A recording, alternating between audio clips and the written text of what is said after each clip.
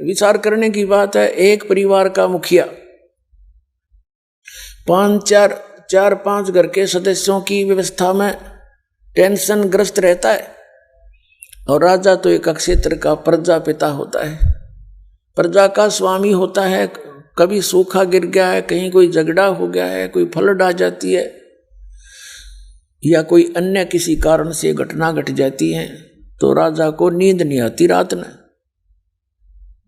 उसके ऊपर बहुत बड़ा वजन बना रहता है, तो वो घूटी ला के पड़े, कर्म बिगाड़े न्यारे। तो ऐसे फिर कहते हैं, राजा सोचता है कि भी स्वर्ग लोक के देवता सुखी होंगे।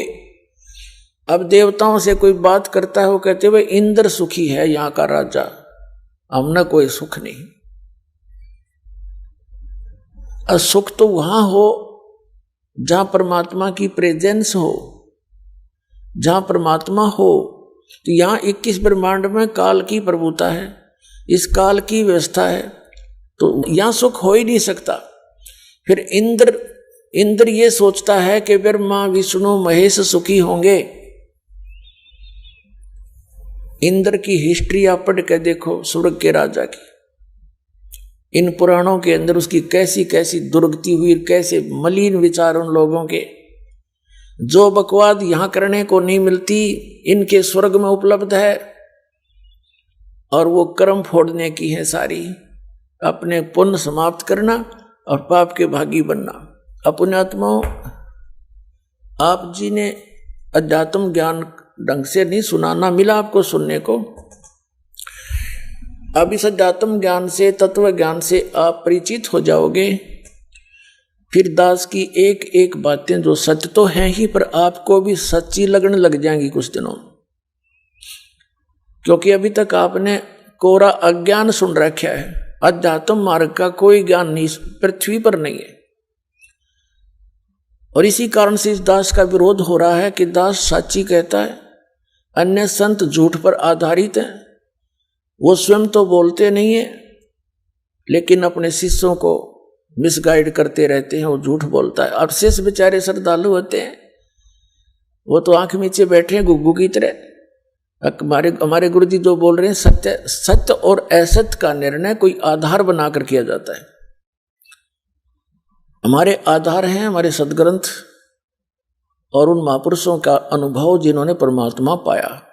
इसके विपरीत जो ज्ञान दे रहा है वो झूठ बोल रहा है, वो झूठा संत है, और जनता को गुमराह करके पाप का भागी हो रहा है, और उसके अनुयायी भी अपना जीवन नाश कर रहे।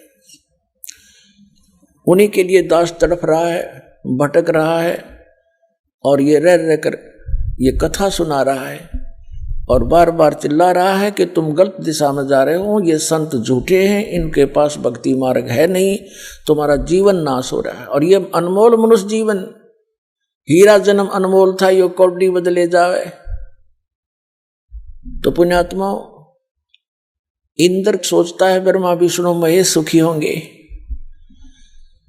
इन ब्रह्मा विष्णु महेश का इतिहास पढ़ कर देखो पुराणों में, अपने ही इतिहास में, इन्हीं की जीवनी में लिखा है ये कितने सुखी।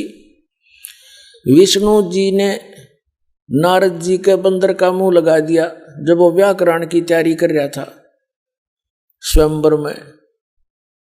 नारद जी ने भगवान विष्णु से विष्णु जी का स्वरूप मांगा था कि मैं सुंदर दिखूंगा, लड़की मुझे सेलेक्ट कर लेगी।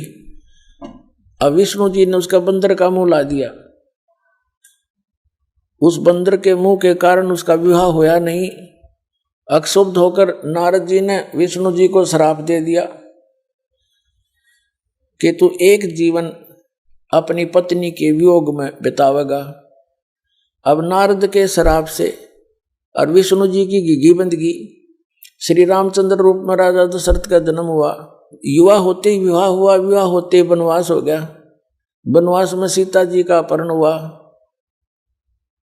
और 14 वर्ष वन में काट के रावण के लट्ठम लट्ठा होके उसने वापस लाए सीता जी को। कुछ दिन के बाद, साल डेढ़ वर्ष के बाद उसको घर से निकाल दिया। आप अयोध्या का राजा और बच्चे किधर जंगल में, उनका नो खैर खबर नहीं हो रहा है, कहाँ रहे। जिस व्यक्ति के बच्चे कहीं और स्वयं कहीं वो स्वप्न में भी सुखी नहीं हो सकता, चाहे कितनी बात बनावे। और अंत में सरयू नदी के अंदर समाधि लेकर शरीर त्यागा। उसी के बाद श्री कृष्ण रूप में जन्म हुआ श्री राम का, यानी श्री विष्णु जी का। श्री कृष्ण जी के इतिहास को देख लो, जेल में जन्म हुआ, मामा दुश्मन बन गया, कदे शिशुपाल लठ लेकर आ गया सेना लेकर के, कभी जरा सिंह आ रहा है, कभी काले वन चढ़ाई कर रहा है, और उनके लठम लट्ठा कुछ मार दिए, बतेरे मारे भी, लेकिन फिर भी उन्होंने बुद्धिमता से काम लिया। मथुरा त्याग कर बहुत दूर चले गए, कति एंड में, पहले ऐसे जंगल वंगल थे, किसी ने पता नहीं कहाँ चले गए। एक समुद्र के अंदर एक टापू ढूंढ के वहां रहने लगे, द्वारका। एक द्वार वाली नगरी बना ली, कोई आओगा तो उसके ऊपर सारी सेना रख दूंगा, एक जगह मुकाबला कर लेंगे, तो सारे वहां रहने लगे, वहां टाइम पास किया। अंत में श्री कृष्ण जी के सामने उसका पूरा कुल नाश हो गया, लड़का मर गया आपस में, दुर्वासा जी के श्राप थे। और श्री कृष्ण जी के पैर में एक शिकारी ने तीर मारा विषाक्त, जिसके कारण श्री कृष्ण जी यानी विष्णु जी की मृत्यु हुई। तो परमात्मा कहते हैं, साच कहूं तो जग नहीं माने और झूठ कही ना जाई हो, ये ब्रह्मा विष्णु शिव जी दुखिया जिन ये राह चलाई हो। शंकर भगवान का इतिहास देख ले, उस भस्मागिरी ने तपस्या की श्री शिव जी के द्वार के सामने। जब भगवान शिव जी ने कहा कि मांग भी के मांगेगा, क्या मांगा कि भस्म कड़ा दे दे। एक कड़ा था उनके पास जिसके अंदर एक शक्ति थी, जिसके सिर पे रख कर कह दिया जाता कि भस्म, वो नष्ट हो जाता था, जल जाता था, राख बन जाती थी। शिव जी ने वो भस्म कड़ा अपने पुजारी को दे दिया, भगत को, भस्मागिरी को। अब भस्मागिरी के को बदले रहा था मन में कि शिव जी को मारूंगा, इसकी पत्नी को अपनी बहू बनाऊंगा, पत्नी बनाऊंगा। और फिर उस भगवान के श्री शंकर जी को मारने के लिए चैलेंज कर दिया कि होले होशियार शंकर, अब तुझे मारूंगा और तेरी पत्नी को पत्नी बनाऊंगा। भगवान शंकर भाग लिया, स्पीड खींच दी, आगे आगे भगवान, पाछा पाछा पुजारी। जहां बाजे तो जीवन है कोई यहाँ पर?